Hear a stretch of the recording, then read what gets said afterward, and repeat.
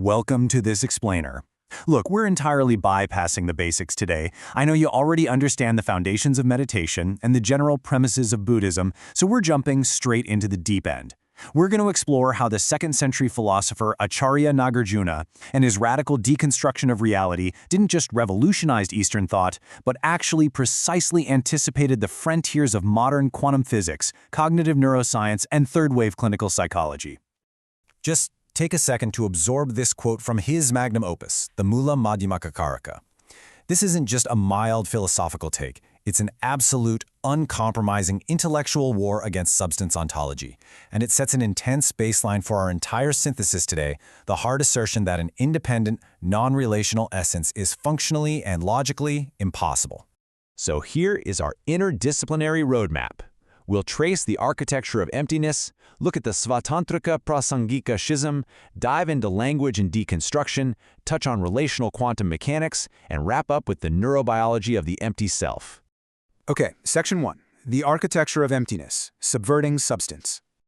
To really grasp the sheer magnitude of Nagarjuna's Madhyamaka, or middle way, we have to look at his world. He didn't just emerge in a vacuum. He forged his philosophy amidst the massive political recovery of the Satavahana Empire in South India, right around the 2nd century CE.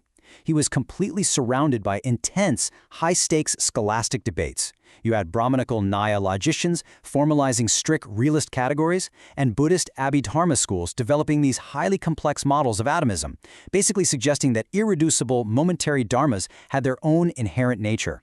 So Nagarjuna's work was a direct, devastating response to this highly technical environment.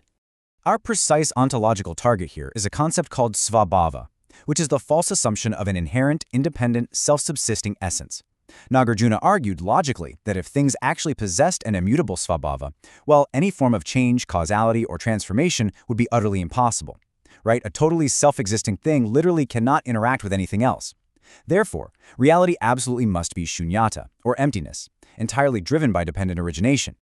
As contemporary scholars like J. Garfield point out in their modern translations, Nagarjuna ruthlessly proves that you cannot separate an agent from its actions, nor can you find a substantive agent just sitting there prior to the action. This brilliant deconstruction of the goer and the going proves that an independent self or essence is a complete cognitive delusion. And man, that idea triggered a massive philosophical ripple effect through history. Which brings us to Section 2, the Svatantrika Prasangika schism, or the battle of Buddhist logic. Because think about it, once you establish that everything is empty, the immediate problem becomes, how do you properly teach and debate this radical emptiness without just creating a new dogma? We see this vividly in the methodological split between Pāviveka Svatantrika approach and Chandrakirti's Prasangika approach. Pāviveka used autonomous syllogisms, basically arguing you have to accept that phenomena exist conventionally to even establish a common ground for debate. But Chandrakirti, he argued that doing so is a total trap. He relied solely on reductio ad absurdum, or prasanga, pointing out that relying on autonomous logic implies a subtle, mistaken grasping at inherent existence. Ultimately, you cannot fight essentialism using the tools of essentialism. Let's jump to Section 3, Language, Paradox, and Deconstruction. Pivoting from ancient logic straight into 20th century Western philosophy, we hit a massive question. If ultimate reality is that there is no ultimate reality, wait, is the truth of emptiness a fundamental contradiction? Modern dialethists, like Graham Priest, sometimes interpret this as a true paradox, a statement that's somehow both true and false. But Nagarjuna explicitly warned against this exact trap. He heavily cautioned against turning emptiness into a new self-existent entity.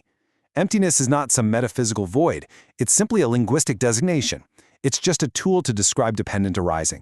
And it's wild, because Nagarjuna's linguistic anti-essentialism perfectly anticipates modern thought by almost 2 millennia. We see the exact same echoes in Ludwig Wittgenstein's language games, where philosophy is therapeutic, meant to eliminate irrational overgeneralizations. We see it in Jacques Derrida's deconstructive theories pushing back against absolute paradigms. And we see it in mental fictionalism, which treats our concepts of mind simply as pragmatic tools, or upaya, without committing to them ontologically. All right, Section 4, Relational Quantum Mechanics, the Physics of Dependent Origination. Let's anchor this ancient philosophy directly into the hard sciences. Theoretical physicist Carlo Rovelli's quantum framework mirrors Nagarjuna flawlessly. Ravelli states, physical variables do not possess absolute, observer-independent values, but exist only as transient properties manifested through physical interactions. I mean, it is just staggering to realize that a second-century monk essentially arrived at the fundamental premise of quantum relationality without a particle accelerator. Physics itself has dismantled Svabhāva. Let's bring it home with Section 5, Neurobiology of the Empty Self, Mapping the Mind.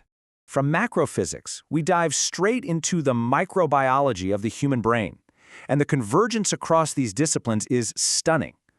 Whether you're Thomas Metzinger analyzing the virtual, transparent, phenomenal self-model, or a neuroscientist mapping the transient center of narrative gravity, or a clinical psychologist using relational frame theory, the self is repeatedly found to be an empty, virtual tool.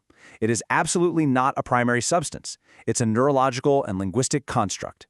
And we now possess the exact neurocomputational mechanism for Nagarjuna's theory.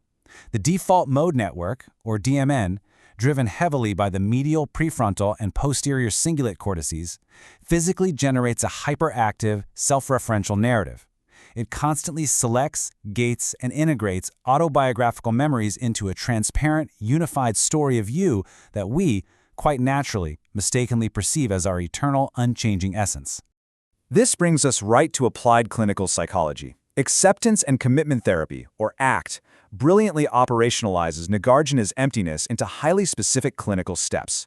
By practicing mindfulness of the DMN, utilizing cognitive diffusion to treat thoughts as transient and empty events, and adopting self as context, practitioners systematically dismantle that reified story of the self. So this isn't just philosophy anymore, it's an actionable therapeutic mechanism for profound psychological well-being. And on a neurological level, cultivating this meta-awareness regulates the dynamic, anti-synchronic interaction between our narrative default mode network and our experiential task-positive network. By decoupling these networks through mindful diffusion, literally experiencing firsthand that the self is empty, practitioners achieve immense psychological flexibility. Actually, this even acts as a highly effective neuroprotective defense against age-related cognitive decline and maladaptive rumination. It's a real game-changer. So I'll leave you with this final, profound synthesis question.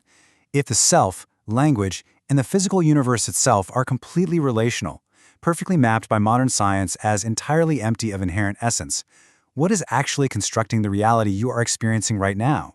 I highly recommend picking up Jay Garfield's translation of the MMK to dive even deeper into this holographic universe. Take these insights into your practice and see what happens when you completely rethink the architecture of your existence.